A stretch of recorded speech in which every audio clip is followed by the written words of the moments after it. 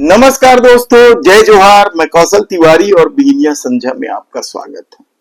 छत्तीसगढ़ में बैठी double engine की सरकार के करतूतों की परतें अब धीरे धीरे खुलने लगी है। सवाल सुशासन तिहार का नहीं है, वह उसमें तो पूरी तरीके से सरकार एक्सपोज हो चुकी है कि किस तरीके से समाधान शिविर में जो आवेदन मिले थे वे कागजों में ही समाधान कर दिए गए। गांव गांव में लोगों का गुस्सा खुलकर अब सामने आने लगा है। लेकिन हम आज बात कर रहे हैं उस आबकारी नीति और शराब के खेल को लेकर। दरअसल छत्तीसगढ़ में शराब किसी महामारी से कम नहीं है, कहा जाए तो गलत नहीं होगा। किस तरीके से गांव गांव में शराब बेचकर सरकार पैसा कमाना चाहती है, और न केवल सरकार पैसा कमाना चाहती है बल्कि अवैध उगाही का भी यह बड़ा खेल बन चुका है। कहा तो यहां तक जाता है कि रमन सरकार के दौरान से ही यह चल रहा था, लेकिन भूपेश बघेल के सरकार के दौरान जिस तरीके से प्लेसमेंट एजेंसी के जरिए ये पूरा खेल खेला गया, जिसे लेकर भूपेश बघेल की सत्ता तक चली गई, क्या उसी तरह का खेल अब भारतीय जनता पार्टी ने शुरू कर दिया?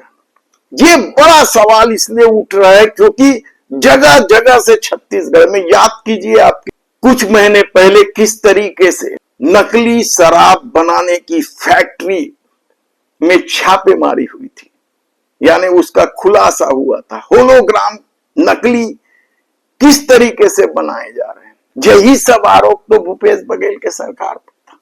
फिर वह बदल क्यों नहीं रहा है? क्या सिर्फ चेहरे बदल गए हैं? क्या अब ओपी चौधरी, नंदन जैन, विष्णुदेव साय, यानी ये नामों के बीच ये सब खेल चल रहा है? ये लोग ये खेल करवा रहे हैं। बड़ा गंभीर सवाल है, सोचने की बात है कि आखिर छत्तीसगढ़ में बगैर होलोग्राम के शराब कैसे बिक रही है, नकली शराब, मिलावटी शराब कैसे बिक रही है। यानी सोचिए, यदि राजधानी के लालपुर जैसे क्षेत्र में यह खुलासा हो रहा है तो छत्तीसगढ़ के विभिन्न दूरस्थ एरियो में क्या स्थिति बन रही होगी। क्या कमीशन बढ़ा दिया गया है? क्या प्लेसमेंट एजेंसियों के थ्रू अधिकारियों को सामने लाकर यह खेल खेला जा रहा है? और यह शक इसलिए बढ़ता है क्योंकि जिन 2 दर्जन आबकारी अधिकारियों के खिलाफ ईडी ने आरोप पत्र दाखिल किया है, वे 2 दर्जन आबकारी अधिकारी अभी भी महत्वपूर्ण पदों पर बैठे हुए।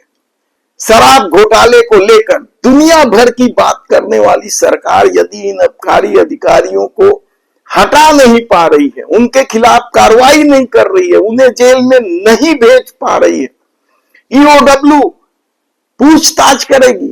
क्या पूछताछ करेगी? वह सरकार की तो पिट्ठू बन के रह गई है। एसीबी भी सरकार की पिट्ठू बन के रह गई है। एक समय में केंद्र सरकार की पिट्ठू या तोता जिस तरीके से सीबीआई बनी थी, क्या एसीबी और ईओडब्ल्यू राज्य सरकार का तोता बनकर रह गई? ये बड़ा सवाल इसलिए उठ रहा है क्योंकि आबकारी अफसरों के खिलाफ कोई कार्रवाई नहीं हुई, महीनों गुजर रहे हैं। पूर्व मुख्य सचिव विवेक ढान से पूछताछ नहीं कर पा रही है यदि एसीबी और ईओडब्ल्यू, तो आप समझिए कि सरकार का खेल किस तरीके से चल रहा है, किस तरीके से छत्तीसगढ़ में शराब की नदियां बहाई जा रही है। एक तरफ रमन सरकार ने कुछ शराब दुकानें बंद करके यह संकेत दिया था कि शराब से छत्तीसगढ़ के जनजीवन पर बुरा असर पड़ रहा है। भूपेश बघेल ने जरूर शराब दुकानें नहीं बढ़ाई, लेकिन खेल तो खेल ही दिया था कि किस तरीके से गांव गांव में शराब पहुंच जाए। लेकिन शराब बंदी की वकालत करने वाले, अपने घरों में पोस्टर लहराने वाले नेता भी यदि अब खामोश हैं, तो आप समझिए कि सत्ता की क्या ताकत है और किस तरीके से शराब का खेल खेला जा रहा है। सवाल सिर्फ 67 दुकानों के बढ़ा देने बस का नहीं, इससे इतर तो सबसे बड़ा सवाल यह है कि गांव गांव में पहुंचने वाले अवैध तरीके के शराबों की वजह से या वैध तरीकों की शराबों की वजह से गांव की शांति छीन गई है। यकीन मानिए आप, ये जो अपराध बढ़ रहे हैं, छत्तीसगढ़, बिहार और यूपी बनने जा रहा है, जंगल राज की बात की जा रही है, उसकी सबसे बड़ी वजह ये नशाखोरी ही है, शराब ही है। किस तरीके से दुर्घटना हो रही है, लगातार दुर्घटना बढ़ रही है। अब तो लोग इसे आतंक की सड़क कहने लग गए हैं। उसकी भी बड़ी वजह शराब है। ये सब देखने की बजाय सरकार यदि गन्ना रस की तरह बियर पिलाने का खेल शुरू कर दे तो आप समझिए कि इस पूरे खेल में वैध कमाई की बात नहीं, अवैध कमाई किस स्तर पर हो रही है, जिसके लिए सरकार नए नए उद्यम कर रही है।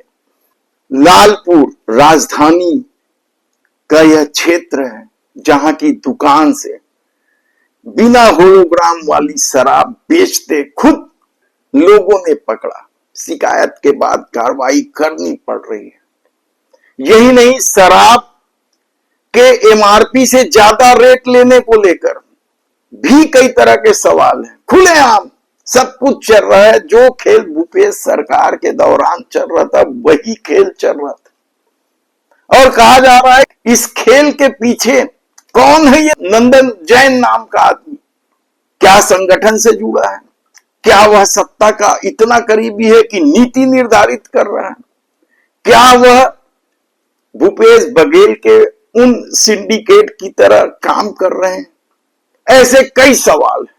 आप सुनकर चौंक जाएंगे कि छत्तीसगढ़ में बड़े पैमाने पर यह सब खेल चल रहा है।